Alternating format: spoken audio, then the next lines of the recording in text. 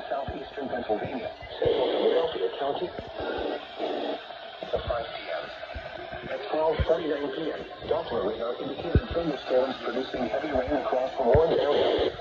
Between 1.5 and 2 inches of rain have fallen. Flash flooding is ongoing or expected to begin shortly. Hazard: flash flooding caused by thunderstorms. Source: radar.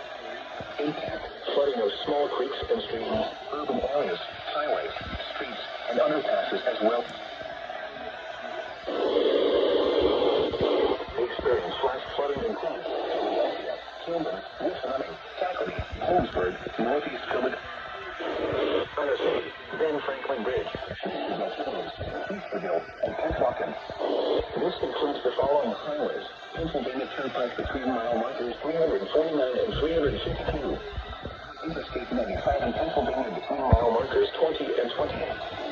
Interstate 76 in Pennsylvania near mile marker 344. Interstate 676 in Pennsylvania between mile markers 0 and 1. Turn around. Don't drown when encountering flooded roads. Most flood deaths occur in vehicles. Motorists should not attempt to drive around barricades or drive cars through surroundings and do not drive on flooded roads.